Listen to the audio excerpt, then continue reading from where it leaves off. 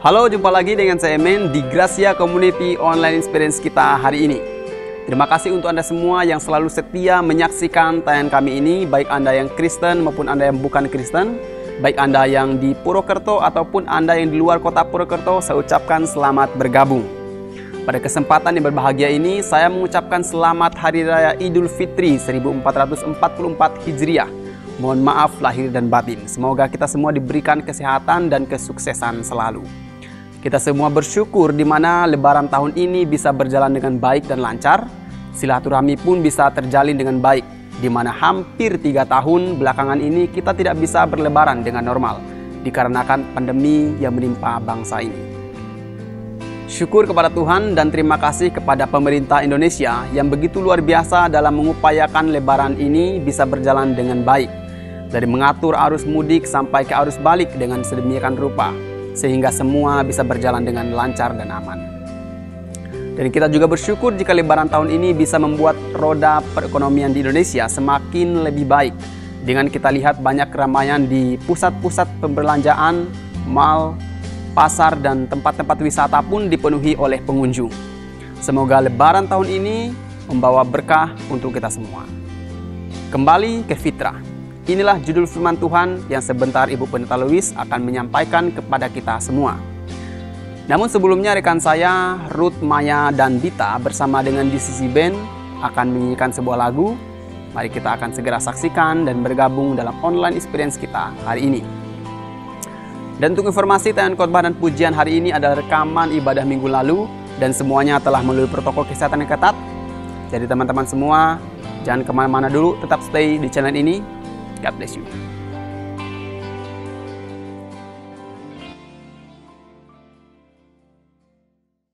Assalamualaikum Bapak Ibu. Di hari yang fitri ini izinkan saya mengucapkan minal aidin wal faizin, mohon maaf lahir dan batin. Saya ajak Bapak Ibu untuk terus bernyanyi buat Tuhan dan kita mau menari buat Tuhan kita. Amin.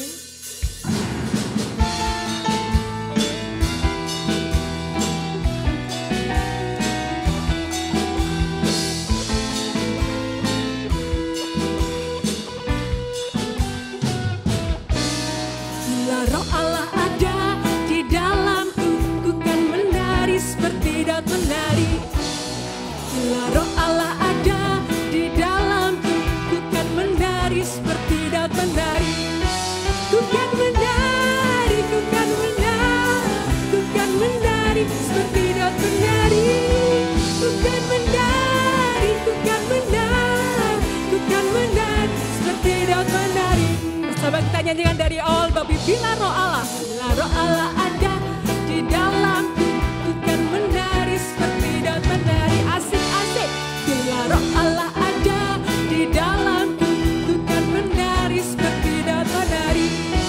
Ku kan menari, ku kan menari, ku kan menari seperti daun menari. Ku kan menari, ku kan menari, ku kan menari seperti daun menari. Sekali lagi ya Bapak Ibu. Bila roh Allah ada di dalamku, ku kan menari seperti daun menari. Bila roh Allah ada di dalamku, ku kan menari seperti daun menari. Ku kan menari, ku kan menari, ku kan menari seperti daun menari. Ku kan menari, ku kan menari, ku kan menari seperti daun menari. Biar musik memuji Tuhan, mari Bapak Ibu kita mau gerakan tubuh kita mau menari buat Tuhan, menari untuk kasih setianya, menari untuk setiap kebaikannya.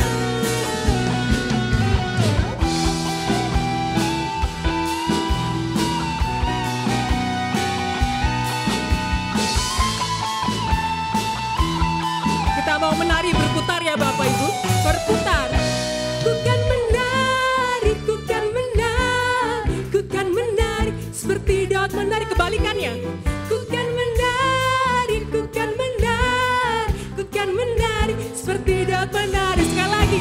Ku kan menari, ku kan menari, ku kan menari seperti daun menari. Ku kan menari, ku kan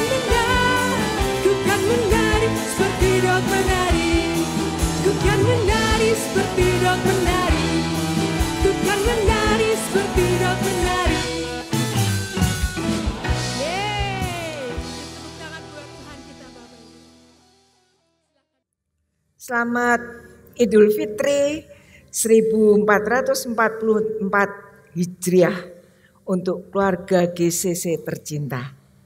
Minal aidin wal faizin, mohon maaf lahir dan batin. Saudara-saudara, maafkan semua kesalahan dan kekhilafan yang mungkin telah saya lakukan, dan dengan iringan doa agar kami semua diberi kedamaian, kebahagiaan, cinta kasih, kekuatan untuk memperbaiki diri, serta langkah-langkah kita selalu disertai oleh Tuhan. Haleluya. Hari-hari ini saudara-saudara kita umat muslim di seluruh dunia, termasuk mayoritas bangsa kita Indonesia, merayakan Idul Fitri atau Lebaran. Ada yang pulang kampung untuk bertemu dengan keluarga. Ada Sifra dari Jakarta pulang kampung. Siapa lagi ya? Oh ya, ada Pak Heri dari Semarang juga pulang kampung. Ya, karena ingin berkumpul dengan keluarga. Dan juga ada yang enggak pulang kampung tapi jalan-jalan. Rekreasi bersama keluarga. Kemarin saya mendapat WA beberapa saudara, dia mengatakan saya ada di Jepara. Setahun sekali jalan-jalan bersama dengan keluarga katanya ya.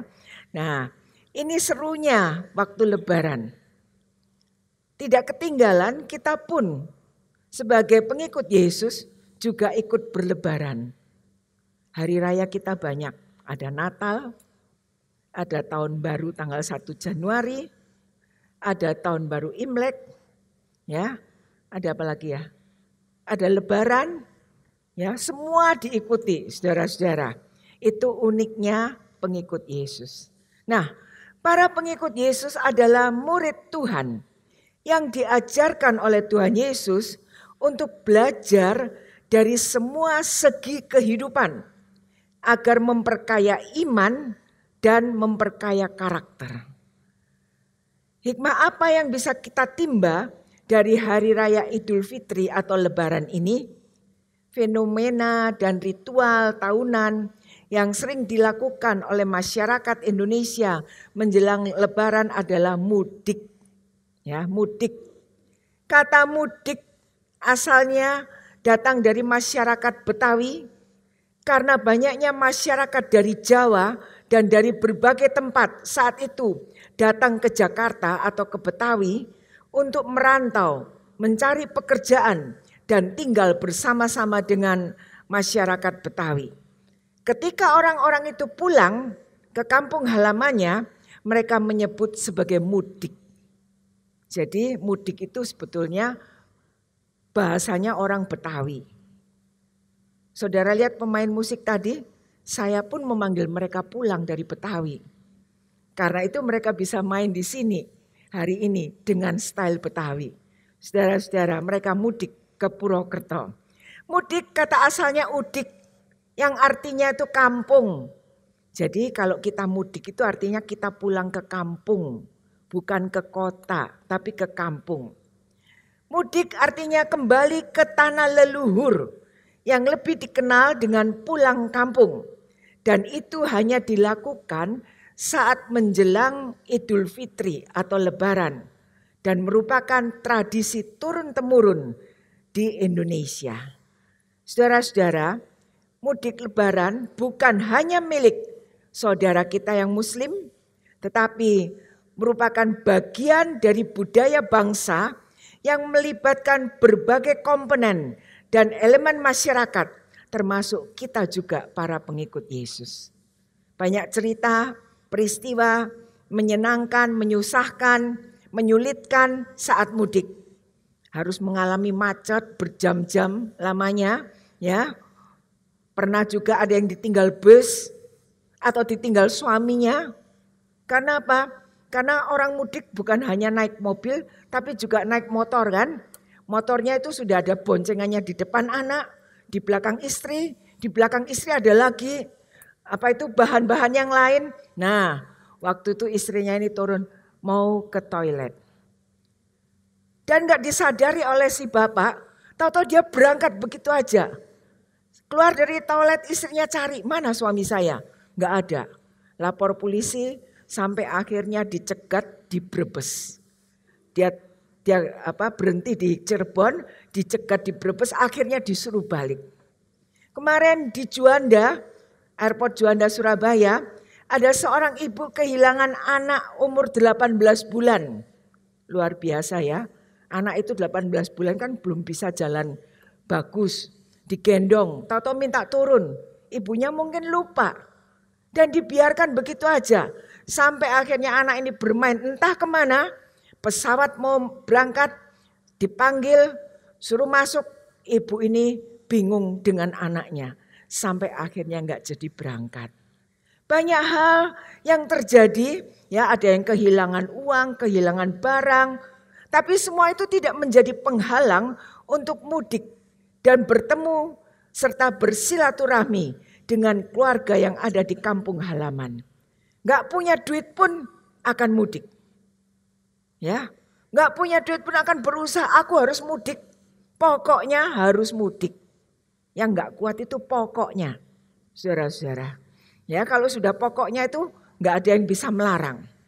Ya, nah, Idul Fitri atau Lebaran dan mudik adalah dua hal yang sangat identik dan bermuara pada kebersamaan dan kebahagiaan bersama keluarga dan orang-orang yang dicintai. Khususnya kalau kita masih mempunyai orang tua. Orang tua itu akan sangat bahagia bila bisa berkumpul dengan anak-anaknya. Kebahagiaan di saat Lebaran akan terasa kurang lengkap bila kita merayakan sendirian. Kebahagiaan akan terasa lebih nikmat jika kita merayakan berkumpul bersama-sama dengan orang-orang yang kita cintai. Saudara-saudara, bulan lalu ada Mubes di Surabaya. Mubes itu selesai tanggal 30 hari Kamis. Lalu hari Jumat itu adik saya Paul dan anaknya dari London, Paul dari Kanada, mendarat di Surabaya pagi jam 8. Lalu saya katakan, adik-adik saya mengatakan jangan pulang dulu, yuk kita bikin foto berlima. Ya, foto keluarga berlima. Oke, akhirnya saya enggak jadi ikut bis MPW, lalu saya beli tiket. Ternyata saya beli tiketnya salah. Ya, saya beli tiketnya pas tanggal selesainya Mubes. Untungnya ketahuan siang itu. Waktu itu ada yang tanya, kamu pulangnya kapan? Besok. Naik apa? Bima. Jam berapa? Lalu saya buka HP. Loh, kok hari ini ya? Mau di cancel nggak bisa. Saya harus ke stasiun. Ya, dan kena potongan lagi. Berapa persen begitu. Akhirnya saya pulang ke Purwokerto. Dan mereka, adik saya datang lalu bikin foto 4 orang. Paul, Lukas, Henoh, dan Ruth. Kurang saya kan 1.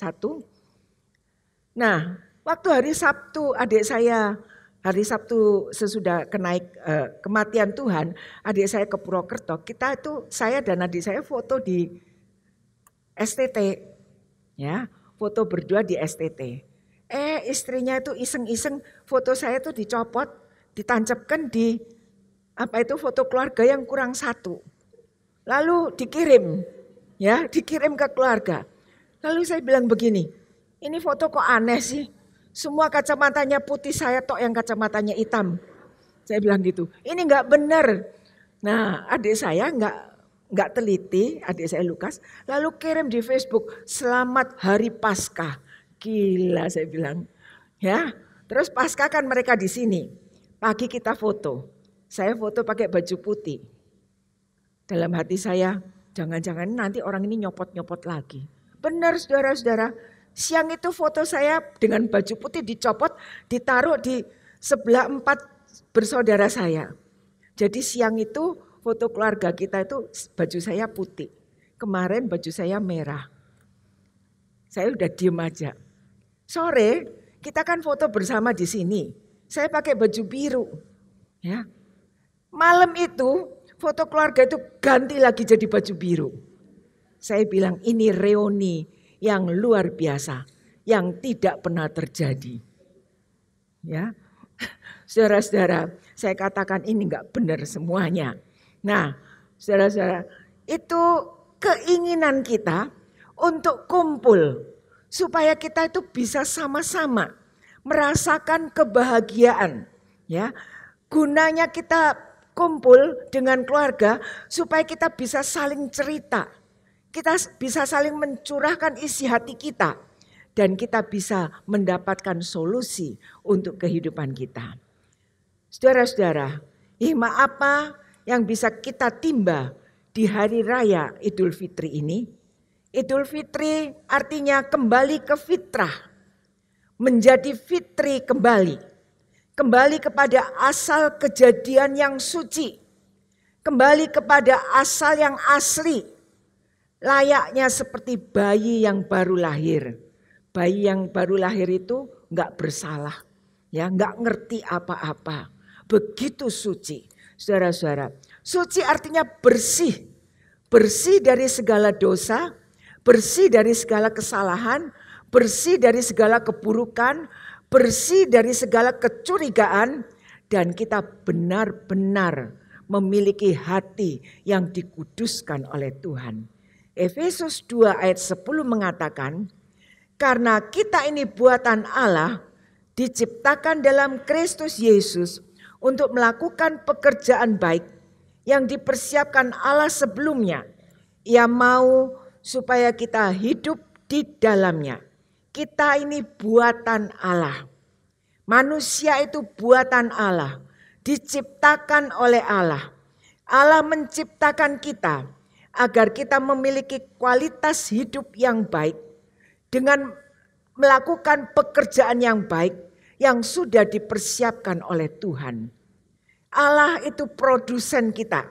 Kalau Allah sebagai produsen kita, maka kita akan mendapat jaminan kualitas hidup yang baik. Dengan kualitas hidup yang baik, hidup yang kita jalani itu seharusnya memuliakan Tuhan dan membawa nama harum bagi Allah. Diciptakan dalam Kristus. Saat kita percaya kepada Tuhan Yesus dalam hati, kita dilahirkan kembali. Kita diciptakan menjadi ciptaan yang baru. 2 Korintus 5 ayat 17 mengatakan, siapa yang ada di dalam Kristus, ia adalah ciptaan baru. Kita adalah ciptaan baru. Diciptakan untuk melakukan pekerjaan yang baik yang telah dipersiapkan oleh Allah sebelumnya. Dan Tuhan mau kita hidup di dalamnya. Dengan kata lain kita dapat berkata, saya adalah ciptaan baru melalui Kristus Yesus. Sehingga karena saya adalah ciptaan baru, maka saya harus melakukan pekerjaan, perbuatan yang baik. Karena saya ini adalah ciptaannya. Saudara-saudara, sebagai ciptaan baru, artinya Kristus itu bahannya untuk menciptakan hidup baru bagi kita. Nah, sebagai ciptaan baru, kita harus membawa dan memberi sejahtera bagi orang yang ada di sekeliling kita. Mungkin mereka belum pernah mengalami kedamaian. Kedatangan kita sebagai ciptaan baru dari Tuhan, itu harus membawa damai bagi mereka. Mungkin mereka belum pernah mengalami jamahan Tuhan.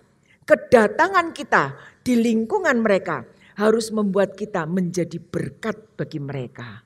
Saudara-saudara, peran kita di dalam tubuh Kristus harus dijalankan dengan sebaik-baiknya.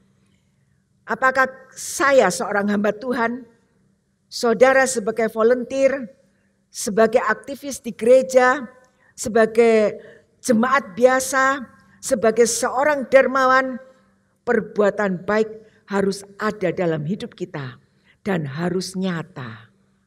Allah yang menciptakan kita membuat kita siap dan memampukan kita sepenuhnya untuk melakukan pekerjaan yang baik yang telah Tuhan persiapkan untuk saudara dan saya. Tetapi kita juga punya peran penting saat Allah memampukan kita untuk melakukan pekerjaan yang baik, yaitu kita harus membuat diri kita sendiri bersedia. Kita harus membuat diri kita sendiri bersedia bagi Tuhan. Bersedia untuk melakukan tugas Tuhan. Bersedia untuk diperbaiki hidup kita sepenuhnya oleh Tuhan. Kalau kita tidak bersedia, Tuhan juga tidak dapat melakukan sesuatu yang indah untuk hidup kita. Tapi dengan kita bersedia, kita siap, kita mau dibentuk, Tuhan akan bekerja untuk kehidupan kita.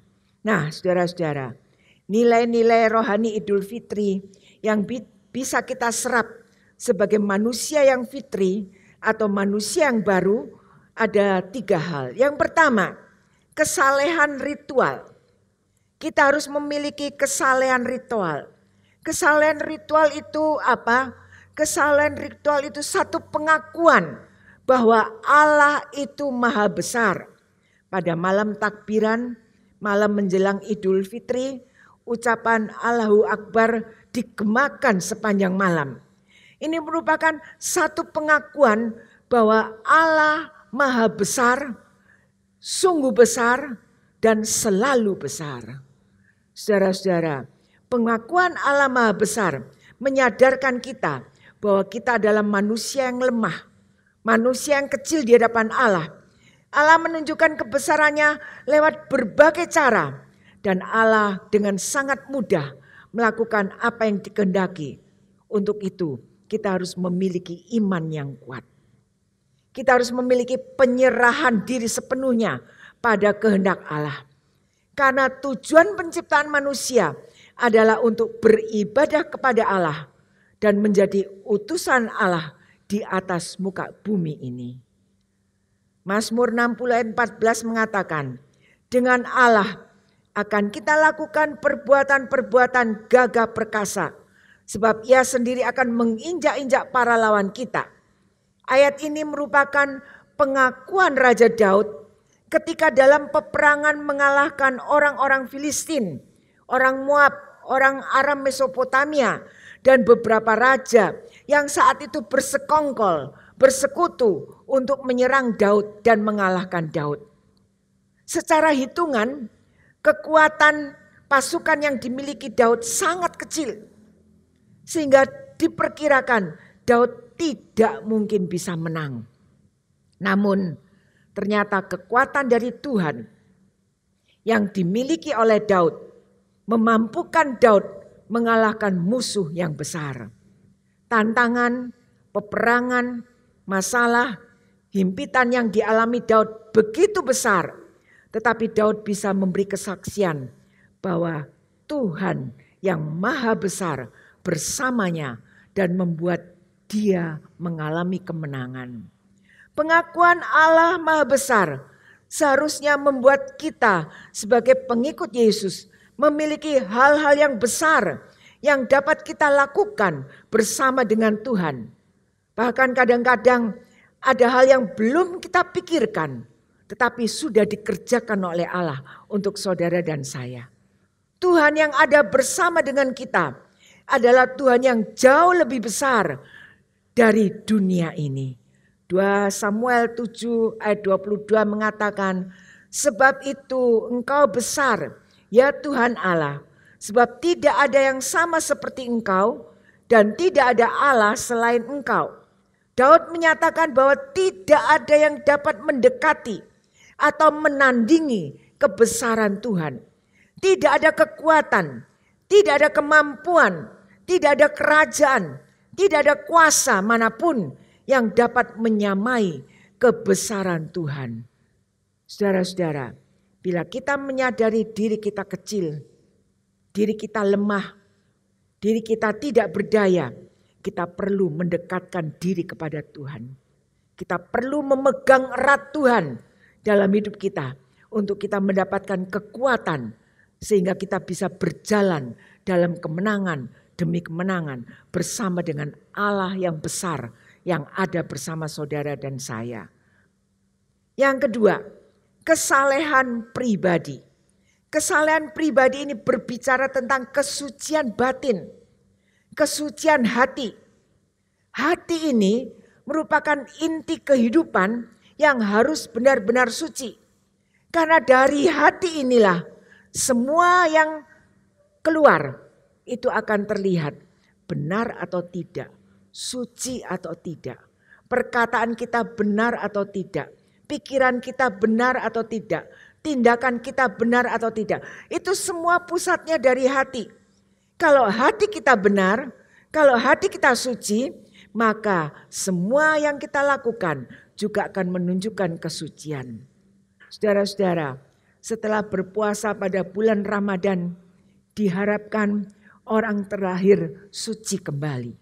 Hatinya suci, jiwanya suci, sikapnya suci, pikirannya suci, perilakunya suci, dan tidak dikotori lagi dengan nafsu-nafsu yang membuat kita melakukan kesalahan dan dosa. Idul Fitri merupakan hari kemenangan atas segala nafsu yang memampukan manusia untuk hidup lebih bijaksana dan lebih suci. Matius 5 ayat 8 mengatakan, berbahagialah orang yang suci hatinya karena mereka akan melihat Allah. Setiap orang yang suci hatinya adalah orang yang diberkati oleh Tuhan. Mengapa? Karena dia bisa melihat Allah. Melihat Allah merupakan satu berkat. Melihat Allah merupakan satu kesempatan. Tidak semua orang bisa melihat Allah. Tapi kalau kita memiliki hati yang suci, kita akan bisa melihat Allah di dalam kita berdoa kepada Tuhan. Saudara-saudara, memang dengan kekuatan diri kita sendiri, kita tidak mungkin memiliki hati yang suci. Tapi Roh Kudus yang ada di dalam hidup saudara dan saya, itu yang akan menolong kita untuk mengalami pembentukan dari Tuhan. Sehingga kita bisa menjaga hati kita dengan segala kewaspadaan. Dan menjaga hati ini tetap suci, tidak dicemari oleh hal-hal yang tidak diinginkan oleh Tuhan. Amsal 4 ayat 23 mengatakan, jagalah hatimu dengan segala kewaspadaan, karena dari situlah terpancar kehidupan. Jaga hati kita, jaga motivasi kita, belajar tulus dan belajar untuk bersedia ditegur oleh Tuhan. Dalam kehidupan sehari-hari kita dapat memiliki hati yang suci dengan tidak berpikir negatif tentang orang lain. Kita bisa memiliki hati yang suci bila kita bisa menghargai prestasi rekan kerja kita. Mendukung orang lain untuk maju. Kita tahu orang itu berpotensi. Kita arahkan, kita dorong supaya dia lebih maju dan lebih maju. Kita bisa memiliki hati yang suci. Kalau saat kita disakiti, kita bisa melepaskan pengampunan. Kita tidak ingat-ingat, kita tidak dendam, tapi lepaskan pengampunan. Kita bisa memiliki hati yang suci ketika ada kesempatan untuk melakukan hal yang salah dan kita tidak mau melakukan itu. Atau ada kesempatan untuk menguntungkan diri sendiri, tapi kita juga menolak itu. Karena itu bukan milik kita. Saudara-saudara, hati harus tetap suci. Dua hal yang harus kita pergumulkan untuk mendapatkan kesucian hati. Yaitu hati ini harus disucikan karena hati ini pusat hidup. Ya, hati ini pusat hidup. Suci hati tidak dibangun oleh kekuatan manusia, tetapi ada peranan Roh Kudus yang mengerjakan dalam hidup kita. Sehingga kita bisa memiliki karakter seperti Kristus. Hati yang suci akan mampu melihat Allah. Saudara-saudara, kita boleh banyak berbuat baik. Kita boleh banyak melayani Tuhan. Tetapi bila hati kita masih penuh dengan polusi, masih penuh dengan limbah yang kotor, maka semua yang kita lakukan akan menjadi sia-sia dan tidak berguna. Kesalehan pribadi harus menjadi milik saudara dan saya. Bagaimana dapat memiliki kesalehan pribadi atau hati yang suci? Untuk itu kita harus memiliki kasih dalam hidup ini. Karena kasih ini merupakan inti atau dasar kehidupan. Dengan kasih kita akan memiliki kerendahan hati yang kita pakai setiap hari.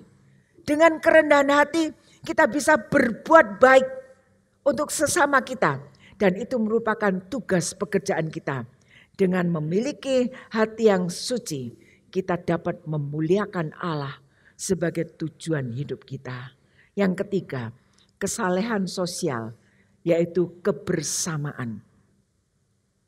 Setelah Lebaran, acara dilanjutkan dengan silaturahmi dan halal bihalal. Halal bihalal artinya mengutamakan semua yang halal dan menjauhkan semua yang haram. Dengan berhalal bihalal, tidak ada lagi hal-hal yang haram melekat dalam hidup kita. Ya, semuanya harus halal. Dalam kebersamaan memberi kita kesadaran akan kekecilan dan keterbatasan diri kita dan membuat kita sadar bahwa kita membutuhkan orang lain. Kita tidak bisa hidup sendirian. Kita saling membutuhkan. Ya, silaturahmi dan halal bihalal ini menunjukkan kita harus menjaga hubungan yang baik dengan keluarga. Nomor 1, sesudah itu dengan orang lain. Jangan kita baik dengan orang lain, tetapi dengan keluarga sendiri kita tidak punya hubungan yang baik. Ini salah. Saudara-saudara, Ibrani 10 ayat 24 mengatakan, marilah kita saling memperhatikan supaya kita saling mendorong dalam kasih dan dalam pekerjaan yang baik. Saudara-saudara, saudara tahu pelangi? Pelangi itu warnanya macam-macam ya. Ada apa ya warnanya pelangi itu? Ada hijau, ada orange, ya, ada merah, ada kuning dan lain-lainnya. Nah, satu ketika warna-warni di seluruh dunia itu bertengkar. Masing-masing warna menganggap dirinya paling baik.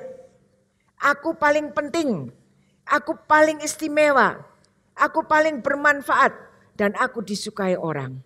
Warna hijau mengatakan aku warna yang paling baik. Karena hijau itu adalah pertanda kehidupan dan harapan.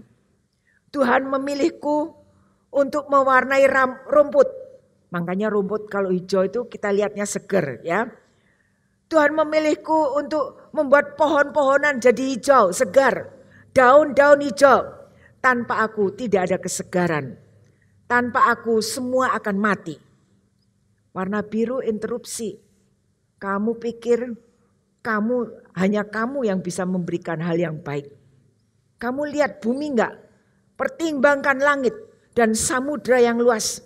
Airnya yang menjadi dasar kehidupan dan awan yang mengambil kekuatan dari kedalaman laut. Langit memberi ruang dan kedamaian juga ketenangan. Tanpa kedamaian kamu semua tidak akan nyaman dan tidak akan menjadi apa-apa. Ya, lalu warna kuning ini tertawa. Dia mengatakan kalian semua kok serius sekali sih? Ya, lihat aku. Aku membawa tawa, kesenangan, kehangatan bagi dunia. Matahari warnanya kuning. Bintang-bintang juga warnanya kuning. Setiap kali kalian melihat bunga matahari, seluruh dunia akan tersenyum. Katanya ya. Dan tanpa aku tidak ada kebahagiaan dan tidak ada kesenangan di dunia. Tahu-tahu warna orange gak terima. Nyusul. Dia tiupkan trompetnya. Lalu dia mengatakan, orange itu warna kesehatan dan kekuatan. Aku jarang dihargai, ya, tapi aku selalu mengisi kehidupan, kebutuhan manusia. Aku membawa vitamin-vitamin yang penting. Makanya kalau vitamin C itu kan warnanya orange ya. Nah, aku membawa sayur mayur dengan berbagai warna, ya. Aku ada di mana-mana di setiap saat. Dan akulah yang memberi warna saat fajar terbit dan saat fajar akan terbenam. Keindahanku begitu menakjubkan sehingga banyak orang terpesona. Merah gak mau kalah, dia gak bisa diam. Lalu merah ini berteriak, aku adalah pemimpin kalian. Aku adalah darah kehidupan. Aku adalah warna berbahaya tapi juga menunjukkan keberanian. Aku berani bertempur demi suatu kuasa. Aku membawa api ke dalam darah. Tanpa aku, bumi akan kosong. Aku adalah warna yang diinginkan oleh semua orang. Lalu warna ungu juga gak mau kalah. Ya, dia berkata apa? Aku adalah warna kerajaan dan kekuatan. Kamu lihat para raja, para pemimpin, uskup memilih warna ungu sebagai tanda otoritas dan kebijaksanaan. Tak ada yang bisa menenangku, semua harus menuruti kehendakku. Akhirnya warna nila berbicara lebih pelan dari semuanya dan dia berkata, pikirkanlah tentang aku. Aku warna yang diam. Kalian jarang memperhatikan pentingnya aku untuk mempresentasikan pemikiran dan refleksi. Sebenarnya kalian butuh aku untuk keseimbangan dan kontras, untuk doa dan ketentraman batin. Semua mempertahankan kelebihan dan kesombongannya. Tiba-tiba ada gluduk halilintar, ya guntur menggelegar di udara. Lalu hujan deras turun. Warna-warni ini menjadi takut. Mereka berdempetan satu dengan yang lain, mencari perlindungan dan mencari ketenangan. Di tengah suara gemuruh, hujan berkata, warna-warni, kalian sudah bertengkar satu dengan yang lain. Tidakkah kalian tahu bahwa kalian masing-masing diciptakan Tuhan khusus dan kalian unik walaupun berbeda. Berpeganglah tangan dan salinglah mendekat.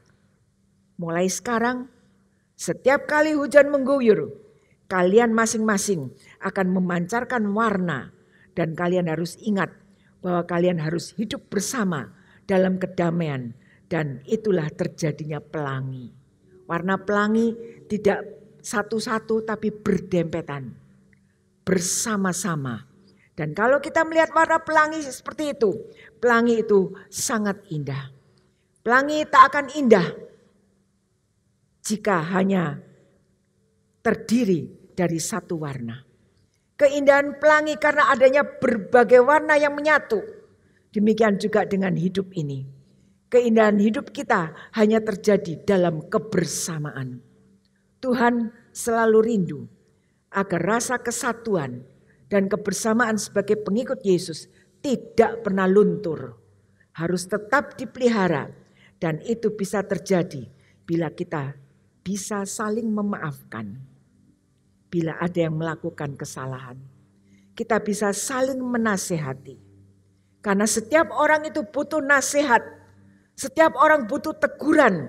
Tetapi jangan lupa bahwa setiap orang juga wajib menasehati dan menegur sesamanya. Bila mengetahui ada kesalahan, jangan membiarkan kesalahan. Jangan mencari aman dan berkata enggak tahu. Ya, enggak tahu. Saya enggak lihat. Ya, saudara-saudara, kita tidak boleh melakukan kebersamaan, tidak menginginkan kejatuhan seseorang. Kebersamaan tidak ingin merugikan seseorang.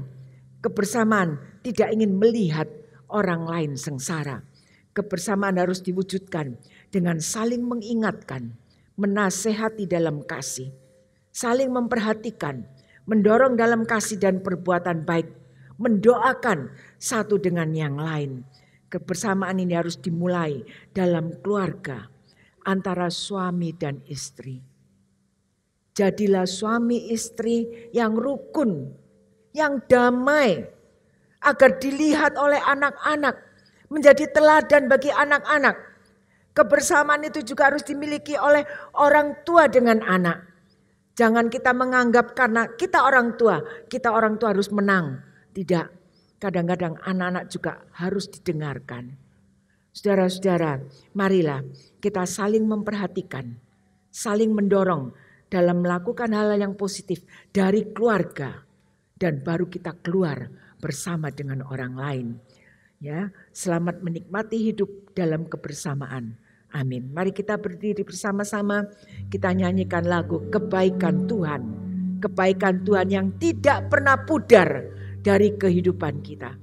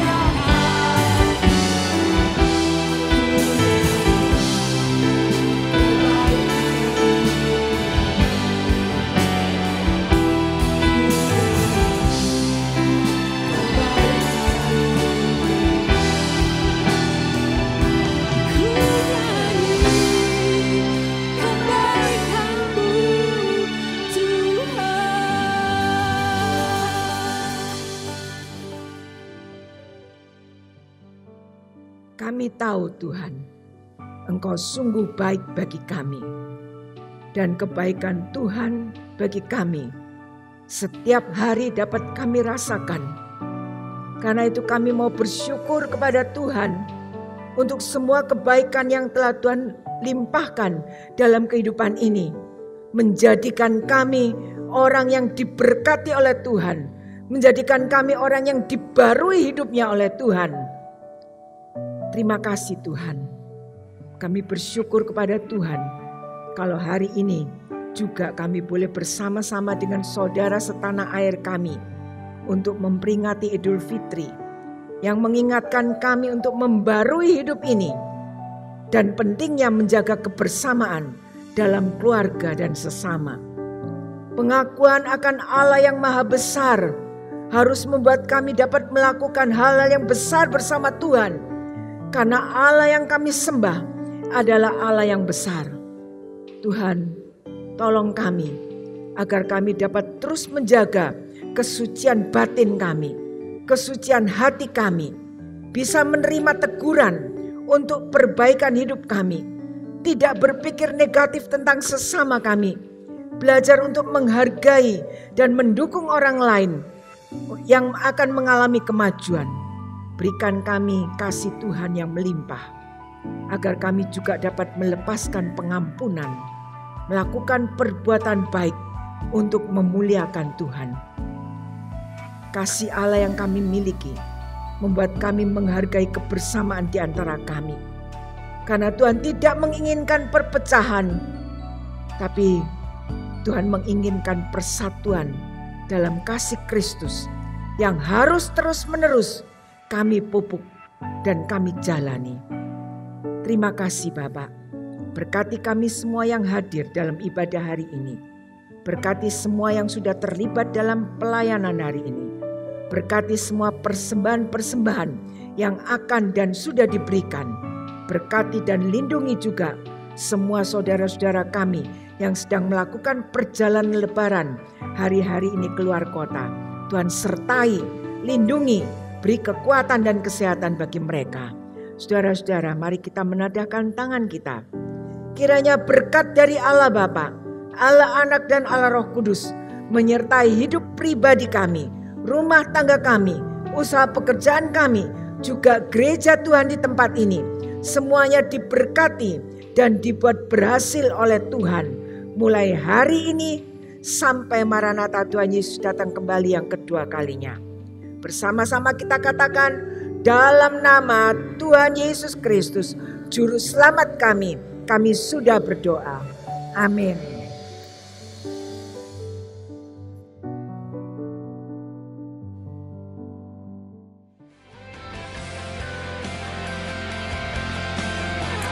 Terima kasih Ibu Pendeta Lois untuk renungan firman Tuhannya hari ini. Kesatuan dan kebersamaan pengikut Kristus tidak akan pernah luntur dan itu bisa terjadi jika kita saling memaafkan, saling menasehati dan saling memperhatikan serta mendoakan.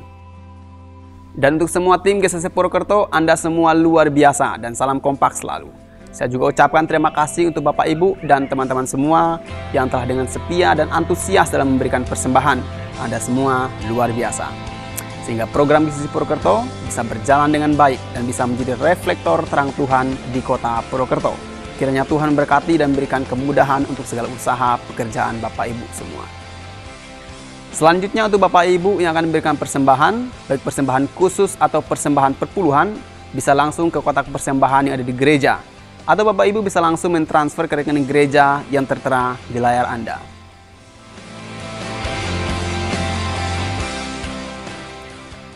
Saya Emen, sampai jumpa di online experience kita Jumat depan. Tuhan Yesus memberkati kita semua.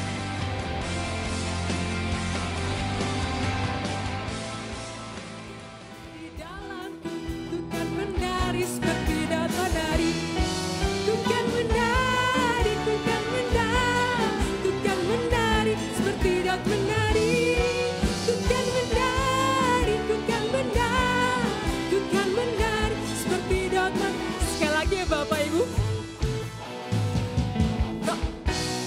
Bila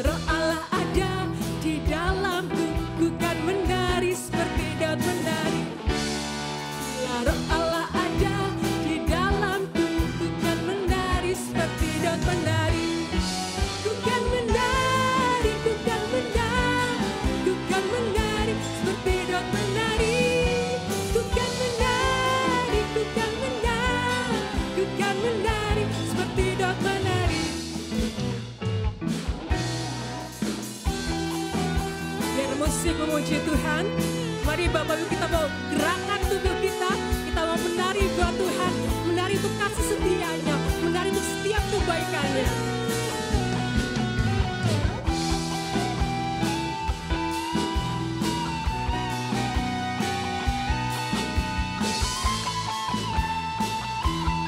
Kita mau menari berputar ya Bapak Ibu, berputar. Ku kan menari, ku kan menari, ku kan menari seperti Daud menari, kebalikannya.